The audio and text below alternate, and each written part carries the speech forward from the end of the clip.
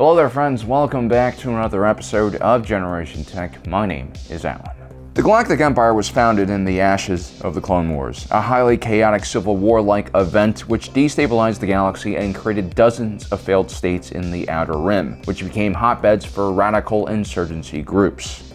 In order to meet the growing security challenges that his newly founded empire faced, Emperor Palpatine needed to create a new national security and intelligence apparatus. Today we're going to take a look at the Empire's two major intelligence gathering agencies and explain what their purposes were and how they fit into the larger Imperial strategy.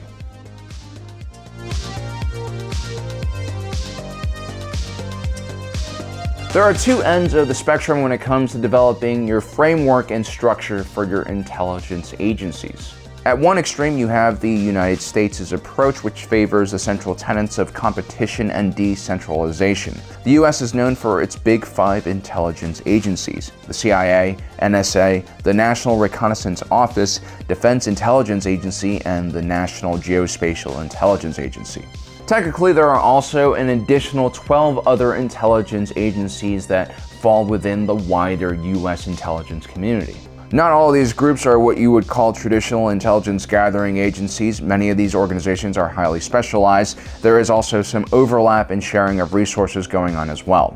Furthermore, post 9/11, there has been a concerted effort to increase information sharing and collaboration between these various agencies. But for the most part, the United States has always kept their intelligence agencies decentralized in order to limit the individual power of each organization. It's also supposed to encourage each one of these agencies to be more specially focused on certain areas of intelligence gathering. In theory, this should make them more competent, but the reality is you're going to have a lot of redundancies, which of course will increase the overall budget. At the complete other end of the spectrum, we have the Soviet Union, which was a centrally controlled totalitarian government. They actually only had two major intelligence gathering organizations, the KGB and the GRU. The KGB was a mixture of many things. It took on similar duties that the CIA, FBI, and Secret Services in the United States would do, but at the same time it was a politically motivated entity in the same way the Gestapo was in Nazi Germany. The KGB was heavily focused on guarding the Soviet Union from anti-communist dissidents and had its agents dispersed all throughout the Soviet government and military forces, including within the GRU. The GRU was a military intelligence agency that was operated by the Soviet Army. It was supposed to be focused on primarily foreign intelligence gathering. The KGB and the GRU might not seem like they have overlapping duties, but they were in fact brutal rivals that had their own political patrons within the Soviet political hierarchy. The Galactic Empire, being an autocratic regime with totalitarian restrictions, is not surprisingly going to be looking for a more centralized control of its intelligence gathering agencies. The less apparatuses there are in the Empire, the easier it will be to control through the Emperor's top-down approach to management. Hence, the Empire only had two major intelligence gathering services, the ISB and the II, or Imperial Intelligence, which actually really mirrors the KGB and the GRU in many ways.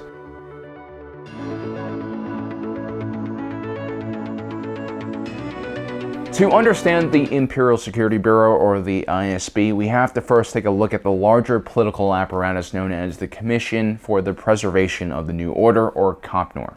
It's not really talked about much in the Disney canon, which has, in all fairness, only scratched the surface level of Imperial lore since it's brought the franchise. But for any autocratic state to succeed at a political level, you need to create some kind of political movement that can create an organic base of power amongst the populace. For Hitler's Third Reich, it was his Nazi Party, and for Stalin, you had the Communist Party of the Soviet Union.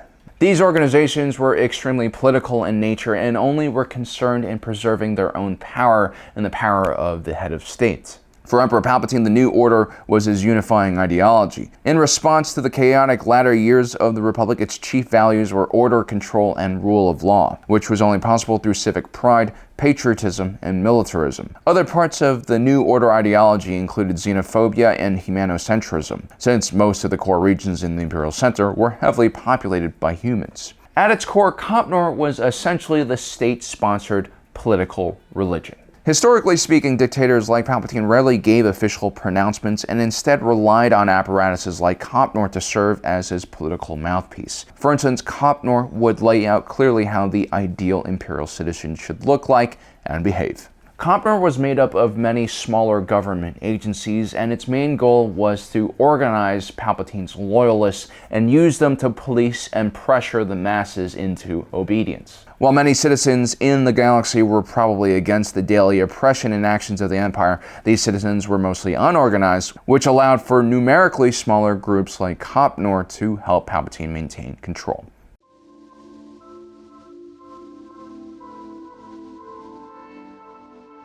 Initially formed during the rise of the New Order, the ISB was created to ensure domestic stability during the transitional period between Republic to Empire. The organization went from a handful of agents during its inception to being double the size of the Imperial Intelligence just a decade later. While the ISB was initially conceived as an intelligence agency, it actually expanded into many different areas. Perhaps the most important one being the Internal Affairs Department that assured loyalty within the Imperial military ranks and also political structure. The ISB was separated into specific branches which carried out each phase of its operation. You have the Surveillance Department, the Investigations Department, then you have the Special Operations and Enforcement Departments, then you have the Interrogation Departments, and lastly, of course, the Re-Education Department. This was an extremely well-oiled security organization that had an unlimited budget. It was mainly focused on policing the perceived political crimes against Palpatine. The fact that this internally focused intelligence agency was many times larger than any foreign intelligence agency within the Empire should tell us a little bit more about the real priorities of Emperor Palpatine. He clearly is more afraid of internal dissent than he is of any external threat. Most of these external threats were made up anyway and designed to gather more support for Palpatine domestically. Now, the Chinese Communist Party actually operates in a very similar way. For decades, it's actually spent a lot more money on public security through its Ministry of State Security than it has on the Chinese military force. And that's because China, like the Empire, has no real external military threat and is focused more on internal repression.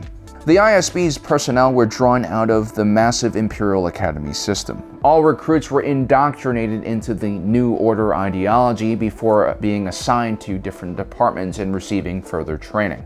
Despite the fact that the ISB was not a military organization, its members were given military ranks, and high-ranking ISB agents were given a tremendous amount of authority over the military in order to fulfill their missions of rooting out traitors and dissenters.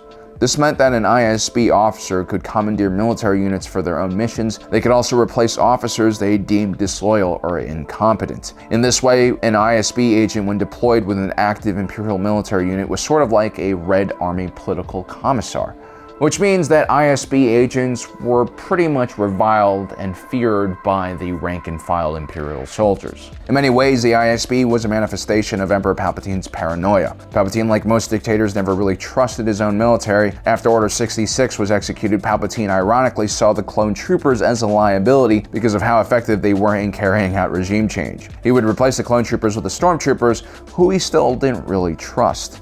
And so, for instance, one of the more batshit crazy policies that Palpatine created through the ISB was to have the Bureau monitor the helmet comms of every stormtrooper. And so stormtroopers were discouraged from having any non-mission critical chatter while on duty and would be heavily penalized if they ever took their helmet at any time during the patrol. This was an incredibly inefficient and manpower-heavy operation to carry out against your own military. And it probably did a lot more harm than it did good. It made stormtroopers more resentful and afraid of the ISB, and at the same time decreased unit cohesion because individuals weren't able to bond with their squad mates. Now, because the ISB was so closely tied to Palpatine, they enjoyed a lot of special powers. Higher-ranking members could even create entire units as well, like in the case of Inferno Squad. This was essentially a small commando unit commanded by ISB officer Admiral Garrick Versio. It was used in many covert operations and even in direct action operations against rebel forces. Given the very politicized nature of the ISB, it shouldn't be surprising that a huge percentage of their officers would continue fighting against the New Republic even after Emperor Palpatine died. Because of their brutal recruitment and selection process, the ISB represented the most fanatic and politically loyal members of Palpatine's empire.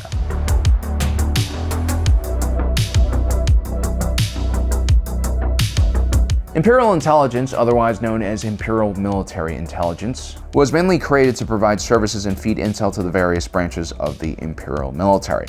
Now, in the earlier days of the rise of the New Order, when the ISB was still in its infancy, the Imperial Military Intelligence actually carried out a lot of domestic actions as well, like the arrest of 63 Imperial senators on charges of conspiracy and treason just a day after the rise of the New Order. But the ISB would continue to grow in power as the last separatist holdout threats were more or less neutralized by the Imperial Military. The Empire's focus would drift from exterior threats towards internal stability. The Imperial Intelligence, however, wasn't just focused on gathering foreign intel. It had many other different responsibilities. Organized underneath the ubiquitous leadership, this agency also had many different departments. We're going to take a look at them one by one. First, you have the Analysis Bureau, or the Imperial Information Office. This is the department that is responsible for more traditional intelligence gathering operations. The Imperial Information Office would develop and rely on networks of informants and also have state-of-the-art surveillance technology. The IIO would even field its own line of heavily modified Gazanti-class cruiser variants known as the IGB-55 surveillance vessel.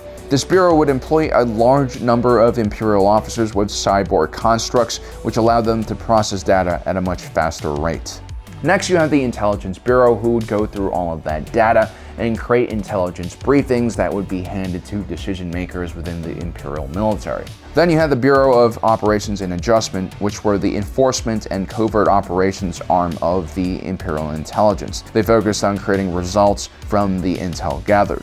Lastly, we have the Internal Organization Bureau, which was focused on internal security and internal affairs within the Imperial Intelligence itself. Despite the nature of their job, they were seen as tough but fair individuals who guarded the Imperial Intelligence from traitors. They were seen as a less ideologically driven alternative to the ISB.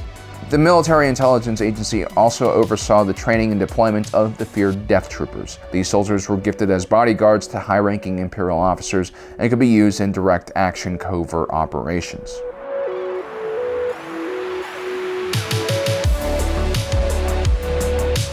Now, the ISB and the II did cooperate in certain realms. For instance, the Imperial Military Department of Advanced Weapons Research was run by Imperial Intelligence, but the ISB was in charge of keeping the agency's secret projects hidden from the wider galaxy. For those of you not familiar with the Imperial Military Department of Advanced Weapons Research, they were responsible for the development of the Death Star. Although it's not directly mentioned, it's almost a foregone conclusion that the ISB and the II will be competing for resources. Due to the ISB's meteoric rise after the foundation of the New Order and its own political allegiance, I'm sure there is some animosity between the two organizations. The II, which undoubtedly has loyalty to Palpatine, was less politically focused when it came to recruitment, and therefore it was much more of a rational organization when it approached intelligence gathering. It was also officially a part of the military. The ISB is technically a civilian organization, and although they are given military ranks in the eyes of the Imperial Military, they are outsiders. And although some branches of the military, like the Stormtrooper Corps, remained fanatically loyal to Emperor Palpatine, organizations like the Imperial Navy, however, were less politically loyal to Palpatine, and therefore would experience a higher number of defections, especially post-destruction of Alderaan. While Copnor was able to purge a lot of Republic loyalists from the Imperial military, which was inherited from the Republic, there still is some differences from the political institutions within the Empire and the military institutions. When your government is not built with a natural set of checks and balances like you would see in a republic, then there will be an internal struggle between various factions for power. Even in an autocracy like the one Palpatine created, he couldn't possibly maintain influence over everyone evenly. So there you have it, guys. That is the main difference between the ISB and the II. If you guys like this episode, don't forget to subscribe and hit that notification button down below so you don't miss out on more of our awesome content. As usual, my name is Alan, and my allegiance is to the Republic, to democracy.